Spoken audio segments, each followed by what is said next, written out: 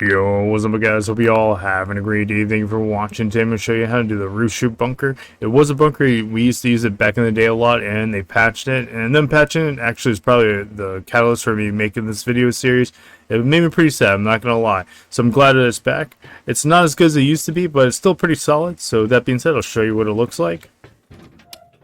So when you're raiding this is what a raider would see. And it's pretty much just a dead end, just like a normal bunker. And honestly, I like it. It's pretty dope. I'll show you what it looks like on the inside.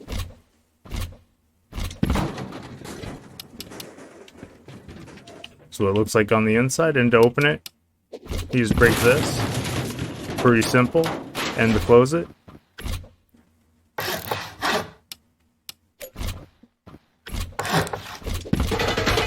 and it's not very expensive to close. So, I mean, it's a pretty good bunker. I like it. I've been using it for a while, and I'm glad for it to be back. So, that being said, I'm going to show you how to build it real fast, and yeah.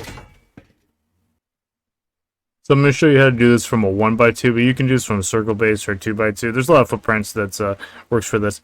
That being said, this is the most simple one, so I'll show you how to do with this, and you guys can practice on a building server, figure it out for yourself.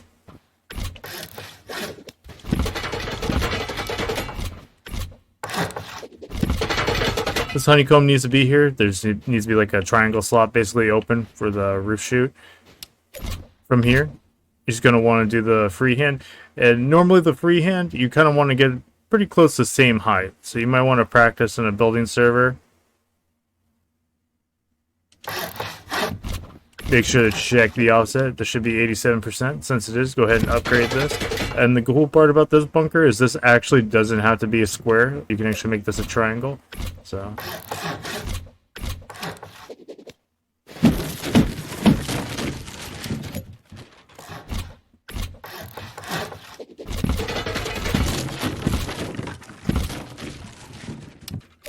now, since there isn't any half walls, we need something to connect to. So what I've been doing is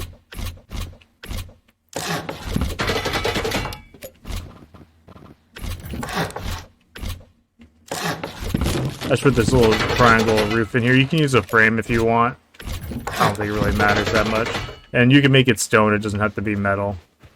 So I'm going to go ahead and leave this wall open so we can check out the bunker the way it works.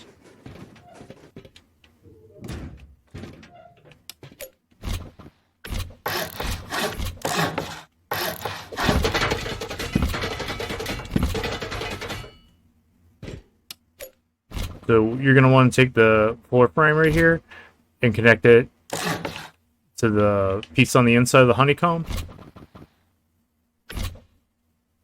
You have to kind of get underneath it. It kind of sucks. Depending on the terrain, it might be hard to get in and out of here. So you can use a box or a campfire. Sometimes the box is too tall, so the campfire usually works pretty good. We'll see what it looks like from the top. There you go.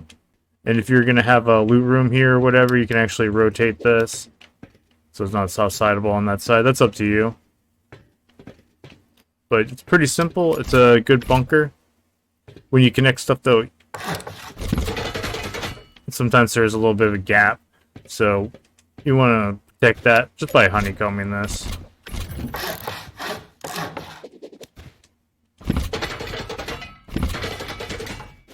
Probably going to want to honeycomb that anyway, since that is the bunker seal.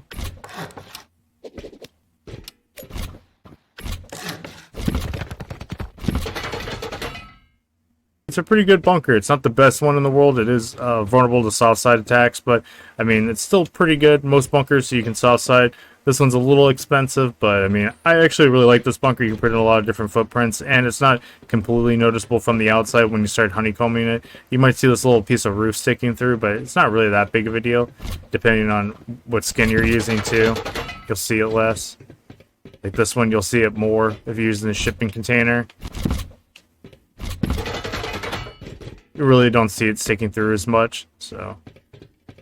But anyways, that being said, let me know down in the comments what you guys think. If you guys want to stay up to date with more Rust content, make sure to subscribe and hit the bell, and I'll catch you all later. Deuces.